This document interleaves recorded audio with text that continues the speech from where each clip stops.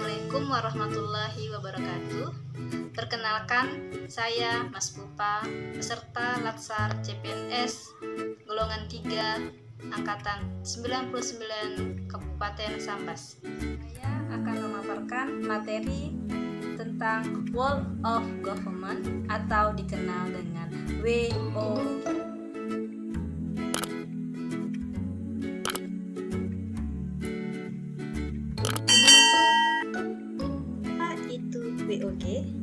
WOG adalah pendekatan yang menekankan pada pengintegrasian, kolaborasi, kebersamaan, dan kerjasama guna mencapai tujuan bersama.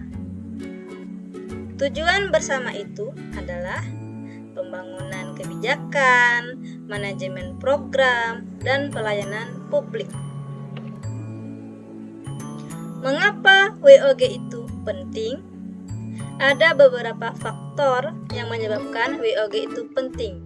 Yang pertama, faktor eksternal, di mana faktor ini muncul karena adanya dorongan publik untuk mewujudkan integrasi kebijakan agar tercipta pemerintahan yang baik. Faktor internal. Faktor ini muncul karena adanya fenomena ketimpangan kapasitas sektoral dalam pembangunan. Yang ketiga, konteks Indonesia. Keberagaman, latar belakang, nilai, budaya, adat istiadat, agama, dan lainnya. Bagaimana WOG itu dilakukan? Pendekatan WOG itu dapat dilihat dan dibedakan berdasarkan perbedaan kategori hubungan antara kelembagaan yang terlibat. Kategori hubungan itu diantaranya: yang pertama, koordinasi, kedua, integrasi, yang ketiga, kedekatan dan kelibatan. Adapun perbedaan antara ketiga kategori itu adalah: yang pertama, kategori koordinasi. Kelembagaan yang terlibat tidak mengalami perubahan struktur organisasi. Yang kedua, kategori integrasi. Kategori ini kelembagaan yang terlibat mulai cair. Terdapat penyamaan perencanaan jangka panjang serta kerjasama. Yang ketiga, kategori kedekatan dan pelibatan. Kategori ini, kelembagaan menyatukan diri dalam wadah yang relatif permanen. Praktek WOG di Indonesia. Yang pertama, penguatan koordinasi antar lembaga. 2. Membentuk lembaga koordinasi khusus. 3. Membentuk gugus tugas. Dan yang keempat, koalisi sosial. Tantangan dalam praktek WOG. Dalam menerapkan praktek WOG terdapat beberapa tantangan. Yang pertama yaitu perbedaan kapasitas sumber daya manusia dan institusi. Yang kedua, nilai dan budaya organisasi. Dan yang ketiga, kepemimpinan.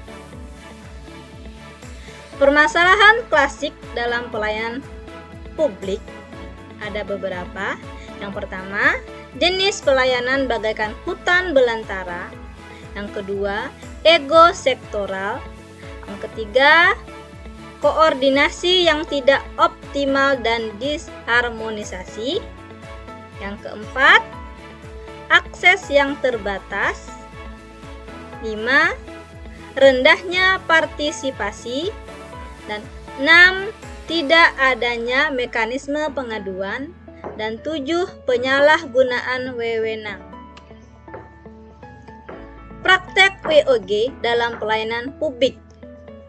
Berdasarkan jenisnya, pelayanan publik dibedakan menjadi 4. Yang pertama, pelayanan bersifat administratif, di mana pelayanan ini yang menghasilkan produk dokumen resmi. Contohnya pembuatan KTP, surat izin usaha, dan lain-lain. Yang kedua, pelayanan jasa. Pelayanan ini berbentuk jasa yang dibutuhkan oleh masyarakat. Contohnya pendidikan, kesehatan, perhubungan, dan lainnya. Dan yang ketiga, pelayanan barang.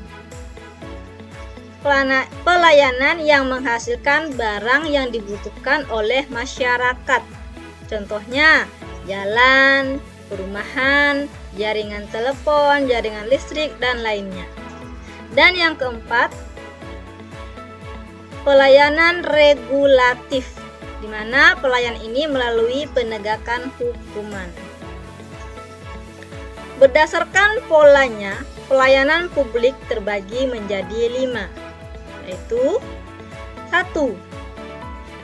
Pola pelayanan teknis fungsional. 2. Pola pelayanan satu atap. 3. Pola pelayanan satu pintu. 4. Pola pelayanan terpusat.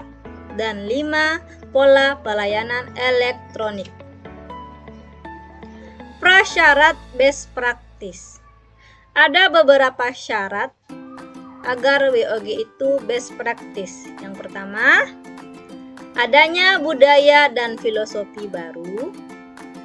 Yang kedua, cara kerja baru dalam hal pembangunan kebijakan, manajemen program, dan atau pelayanan publik.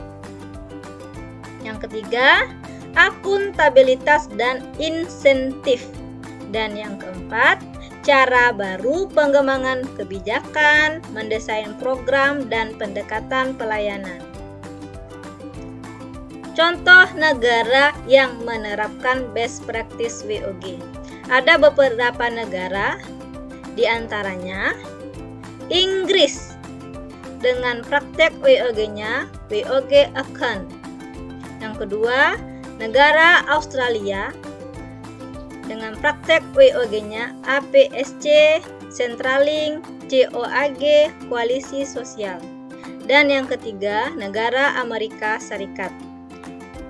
Praktek WOG-nya Keamanan Nasional, Integrate Portal www.usa.gov.